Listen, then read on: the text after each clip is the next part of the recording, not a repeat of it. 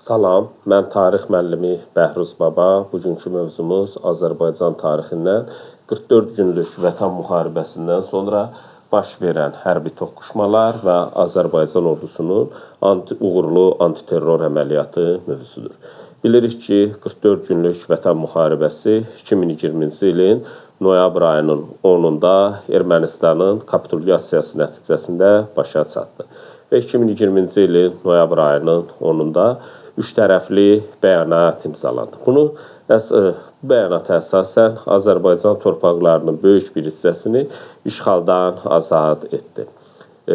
44 günlük Vətən müharibəsindən sonra da Azərbaycan və Ermənistan arasında danışıqlar davam etdi. 2021-ci ilin yanvar ayında Moskvada üç tərəfli görüş keçirildi. Üç tərəfli görüşdə kimlər iştirak edirdi? Azərbaycan Respublikasının prezidenti İlham Əliyev, Rusiya Federasiyasının prezidenti Vladimir Putin və Ermənistan baş naziri Nikol Paşinyan iştirak edirdi. Bu üç tərəfli görüş nəticəsində görüşün yekunu olaraq bəyanat imzalandı.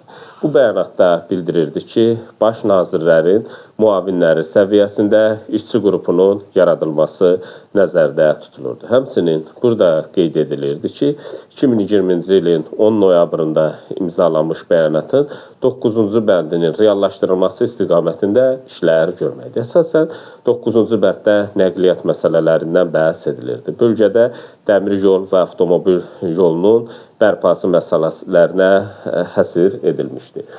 44 günlük Vətən müharibəsindən sonra 44 günlük Vətən müharibəsi nəticəsində noyabrın 10-da atəşkəs elan edilməsinə baxmayaraq ermənilər tərəfindən cəbhə xəttində yenə təxribatlar törədilirdi. Belə təxribatlardan biri də 2022-ci ilin avqust ayında baş vermişdi. 2022-ci ilin avqustun 3-də Azərbaycan ərazisindəki qeyri-qanuni erməni silahlı dəstələri ordumuzun hərbi hissələrinə qarşı terror təxribat əməli törətdi. Erməni silahlı dəstələri 40 yüksəlişlərini ələ keçirməyə cəhd göstərdi. Buna cavab olaraq ordumuz tərəfindən 2022-ci ilin avqustun 3-4-də ordumuz qisas əməliyyatını həyata keçirdi. Bunun nəticəsində Azərbaycan ordusu tərəfindən 40 Sarıbaba yüksəlişləri tam şəkildə nəzarət altına alındı. Qeyri-qanuni erməni ünsürlərinin döyüş mövqeyi dağıdıldı. Ağdərə rayonunun Yuxarı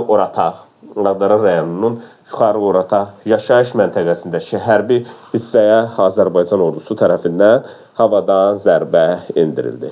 2022-ci ildə baş verən hərbi əməliyyatlardan biri də 2022-ci ilin sentyabr ayında baş vermiş döyüşlərdir. 2022-ci ilin sentyabrın 12-dən 13-ünə keçən gecə ermənilər tərəfindən Daşkəsən, Kəlbəcər, Laçın və Zəngilan rayonu istiqamətində geniş miqyaslı təxribat törətdi. Azərbaycan ordusu təxribatın qarşısını alaraq sərhəd bölgəsində yerləşən bir sıra yüksəlişləri də tam şəkildə nəzarət altına aldı. Bilirik ki, üç tərəfli bəyanata əsasən 2020-ci ilin dekabrın 1-də Laçın rayonu işğaldan azad edilmişdi. Bu ərazilərə isə Laçın rayonunun mərkəzi hissəsində Rusiya sülhməramlıları yerləşmişdi. Ermənistan qoşunları Laçından geri çəkilsələr də rayonun mərkəzi sülhməramlıların nəzarəti zonasında idi. Üç tərəfli bəyanatda Laçın dəhlizinə alternativ yolun 3 il ərzində çəkilməsi nəzərdə tutulurdu. Bu yolun uzunluğu 36 kilometrdir. Lakin Azərbaycan tərəfindən bu yol daha qısa bir müddətdə çəkildi. Və bunun nəticəsində bundan sonra Laçın şəhərinin təhvil verilməsi nəzərdə tutulurdu. Laçın rayonunun mərkəzi olan Laçın şəhərinin 2022-ci ilin avqustun 25-dən 26-sına keçən gecə Azərbaycan ordusu Laçında yerləşərək rayonu Zabuq və Sus kəndlərini də nəzarəti tam şəkildə ələ keçirdi. Həmçinin 2023-cü ilin aprelin 23-də Həkəri çayı üzərində Azərbaycanın sərhəd keçid buraxılış məntəqəsi quruldu. Bundan sonra da Azərbaycan daha bir üstünlük əldə etdi. Dağlıq Qarabağa gedənlərə tam şəkildə artıq Azərbaycan ordusu tərəfindən, Azərbaycan hakimiyyəti tərəfindən nəzarət edilməyə başladı. 44 günlük Vətən müharibəsindən sonra baş verən ən mühüm hərbi əməliyyatlar heç şübhəsiz ki, 2023-cü ilin sentyabrın 19-u və 20-sində baş verən antiterror əməliyyatı olmuşdu. Antiterror tədbirlərinin keçirilməsinin səbəbləri nələrdir?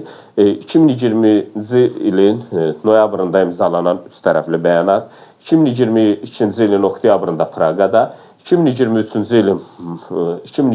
ilin mayında isə Brüsseldə keçirilən görüşlərdə Ermənistan Azərbaycanın ərazi bütövlüyünü bəyan etməsinə baxmayaraq, silahlı qüvvələri bölgələrdə saxlamaqda davam edirdi. Buradakı qanunsuz xunta rejimə, qondarma rejimə dəstək olurdu. 2020-ci ildə azad edilmiş ərazilərin yaxınlığında qanunsuz silahlı birləşmələrin, mühəndis istehkam qurğularının yaradılmasına cəhd göstərirdi. Bölgədə mina terroru törədildi. Həmçinin bölgədə Azərbaycan Respublikasının konstitusiyasına zidd olaraq prezident seçkilərinin keçirilməsi, Ermənistan və qanunsuz xuntanın Qarabağdakı erməni əhalisinin Azərbaycan cəmiyyətinə reinteqrasiyasına hər vasitə ilə mane olması, Ermənistanın dünya ictimaiyyətinə verdiyi yalan məlumatlar artıq bu antiterror əməliyyatlarının keçirilməsini vacib edirdi. 2023-cü ilin sentyabrın 19-unda düşmən tərəfindən Əhmədbəyli, Füzuli, Şuşa avtomobil yolunda terror məqsədi ilə əvvəlcədən qurulmuş mina partladı. Bu minanın partladılması nəticəsində Azərbaycan avtomobil yollarına məxsus nəqliyyat vasitəsi sıradan çıxdı. Həmçinin Daxili İşlər Nazirliyinin, daxili qoşunlarının, hərbi qoşunlarını daşıyan nəqliyyat vasitəsi məhv edildi. Bu terror nəticəsində 2 mülki şəxs olmaqla ümumilikdə 6 nəfər Azərbaycan vətəndaşı həlak oldu. Ordumuz buna cavab olaraq antiterror əməliyyatına başladı. Ordumuz antiterror əməliyyatı zamanı mülki əhaliyə ziyan vurmamaq üçün, zərər vurmamaq üçün dəqiq tipli, yüksək dəqiqlikli malış silahlardan istifadə etdi. Döyüşlər zamanı düşmənin 90-dan çox mövqeyi ordumuzun nəzarəti altına keçdi. Həmçinin düşmənin xeyli silah, sursat anbarı ələ keçirilib, zərərsizləşdirildi. Xocavənd rayonu ərazisində sülməramların nəzarət zonasında yerləşən radiolokasiya sistemi də sıradan çıxarıldı. Bu hərbi əməliyyatlar nəticəsində düşmənin 500-dən çox canlı qüvvəsi məhv edildi. Bu əməliyyatlar ümumiyyətlə 23 saat 43 dəqiqə davam elədi və 2023-cü ilin sentyabrın 20-sində saat 13:00-da artıq hərbi əməliyyatlar dayandırıldı. Sentyabrın 20-sində xunta rejimi təslim olduğunu elan edərək Azərbaycan aşağıdakı şərtlərini qəbul etdi. Hansı şərtlərini qəbul etdi? Ermənistan ordusunun Qarabağ iqtisadi rayonundakı hərbi birləşmələri tərk silah olunmalı və Azərbaycandan tamamilə çıxarılmalıdır. Həmçinin bütün silah və texnikalar Azərbaycana təhvil verməlidir. Antiterror əməliyyatı zamanı Azərbaycan ordusu böyük qəhrəmanlıq göstərdi. Azərbaycan ordusunun 192 nəfər hərbi qulluqçusu qəhrəmancasına şəhid oldu. 500 nəfərdən çox isə hərbi qulluqçu yaralandı. Antiterror əməliyyatları nəticələri nələr oldu? Rusiya sülməramlarının nəzarəti altında olan ərazilər tam şəkildə Azərbaycan ordusunun nəzarətinin altına keçdi. Hansı ərazilərdir? Xankəndi tam Azərbaycanın nəzarətini artıq keçdi. Xocalı tam şəkildə Azərbaycanın nəzarəti altına keçdi. Xocavənd şəhəri tam şəkildə Azərbaycan ordusunun nəzarəti altına keçdi. Əsgəran qəsəbəsi də daxil olmaqla bütün yaşayış məntəqələri ordumuzun nəzarəti altına keçdi. Bunun nəticəsində Azərbaycan Respublikası Qarabağ iqtisadi rayonunda özünün konstitusiya quruluşu və suveren hüquqlarını tam şəkildə bərpa etdi. Bunun nəticəsində 1988-ci ildən başlamış Qarabağ problemi tam şəkildə Azərbaycanın xeyrinə həll edildi. Xankəndindəki cinayətkar rejim 2023-cü ilin sentyabrın 28-də qondarma qurumun buraxıldığını elan etdi. Həmçinin verdiyi qərara əsasən 1 yanvar 2024-cü ildən bütün dövlət qurumları və təşkilatları ləğv edilir, fəaliyyətini davam etdirirdi.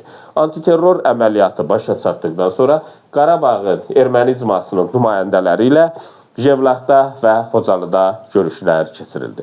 Yevlaxda və Xocalıda keçirilən görüşlərdə bildirildi ki, 1992-ci ilə qədər bu Dağlıq Qarabağ ərazisində yaşayan ermənilərə Azərbaycan Respublikasının vətəndaş hüququ verilir. Sonradan bura köçən şəxslər isə törətdiyi cinayətlərə görə ittiham olunacaqdır. 1992-ci ilə qədər burada yaşayan şəxslər Azərbaycan vətəndaşlığı hüququ verilirdi. Azərbaycan qanunlarına tabi olub burada yaşamalıdır. Lakin erməni kilsəsinin və erməni millətçilərinin təxribatı nəticəsində burada yaşayan ermənilər buranı tərk etmək məcburiyyətində qaldı. Hətta Azərbaycan Respublikasının Ali Baş Komandanı İlham Əliyev şəxsən verdiyi təminatlara baxmayaraq ermənilər buranı tərk etdilər. Biraz əvvəl də dedim, tərk etməsinin səbəbi nə idi? Erməni kilsəsi və erməni millətçilərinin apardığı təxribatlarla bağlı idi. 2023-cü ilin oktyabrın 1-də BMT nümayəndələri işğaldan azad edilən ərazilərə səfər etdi. 2023-cü ilin oktyabrın 4-də ordumuzun bölmələri Xankəndiyə daxil oldu. Hərbi cinayətlərdə ittiham olunan Bako Sakayanı və bir sıra cinayətlərdə əli olan, bir sıra şəhərlərə qarşı terror hadisələrinin törədilməsində əli olan hansı şəhərlərə? Gəncə, Beyləqan, Tərtər şəhərlərinə, həmçinin 90-dan çox mülki Azərbaycan vətəndaşının ölümündə əli olan Arayik Artunyanı həbs etdi. Həmçinin Laçın dəhlizindən keçməyə çalışan bir neçə cinayətkar da həbs edilərək Bakıya gətirildi. Artıq 2023-cü ildə bilirik ki, bunlar oktyabr ayında həbs edilmişdi. 2026-cı ilin fevral ayının əvvəllərində bunların hərbi məhkəməsi keçirildi və bir sıra cinayətkarlara Arayik Artunyan başda olmaqla ömürlük həbs cəzası verildi. Xankəndi işğaldan azad edildikdən sonra Xankəndində ordumuzun zəfər paradı da keçirilmişdi. 2023-cü ilin oktyabrın 15-də Azərbaycan Respublikasının prezidenti İlham Əliyev Xankəndiyə səfər etdi. Həmin gün Xankəndində, Xocalıda, Ağdərədə, Əsgəranda üç rəngli Azərbaycan bayrağını İlham Əliyev tərəfindən qaldırıldı. Həmçinin 2023-cü ilin noyabrın 8-də Xankəndində Azərbaycan ordusunun zəfər paradı da keçirildi. Ali Baş Komandan kimi İlham Əliyev paradı özü qəbul etdi. 2023-cü ildə artıq dekabr ayında hətta Xankəndi şəhərində idman oyunları da keçirildi. Azərbaycan Kubokunun 8-də 1 final oyunu keçirildi. Burada Qarabağ və Moyuq komandalarının iştirakı ilə keçirildi. 2024-cü ilin fevralın 7-sində Azərbaycan Respublikasında prezident seçkiləri keçirildi. İlham Əliyev və ailə üzvləri Xankəndində səs vermədə iştirak elədi. İlham Əliyev yenə də bu seçkilərdə böyük səs çoxluğu ilə qalib gəldi. İlham Əliyev qalib gələrək yenidən Azərbaycan Respublikasının prezidenti seçildi. 2024-cü ilin martında prezident Xankəndinə növbəti dəfə səfər etdi. Şəhərin mərkəzi meydanında bayram tonqalı qalandı. Artıq bu 1988-ci ildən sonra Xankəndində Azərbaycanlılar tərəfindən yandırılan ilk tonqal oldu, Novruz tonqalı oldu. Prezidentin fərmanı ilə bayram tonqalı yandırılan Xankəndinin mərkəzi meydanına Zəfər meydanı adı verildi. Artıq Azərbaycan ordusu 44 günlük vətən müharibəsindəki uğurlarını 2023-cü ildə də davam etdirirdi və tam şəkildə özünün suveren hüquqlarını bərpa etdi. Bilirik ki, 2020-ci ilin noyabrında imzalanan üç tərəfli bəyanata əsasən bölgədə Rusiya sülhməramlıları yerləşmişdi. Rusiya sülhməramlıların bu ərazidə qalma müddəti 5 il idi. Lakin Azərbaycan torpaqlarını tam şəkildə işğaldan azad etmişdi. Artıq sülhməramlı qüvvələrin burada qalmasına ehtiyac yox idi. Azərbaycan hökumətinin uğurlu siyasəti nəticəsində artıq 2024-cü ilin aprelində Azərbaycan və Rusiya arasında sülhməramlı kontingenti Qazaxın Qarabağ iqtisadi rayonundan çıxarılması haqqında razılıq əldə edildi.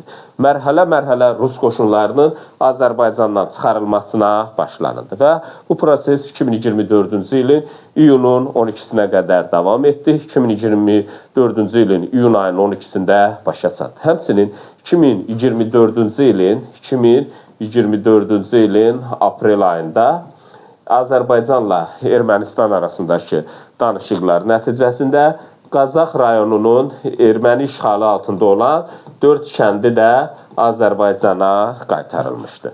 Bu dərsimizlə bağlı bu qədər.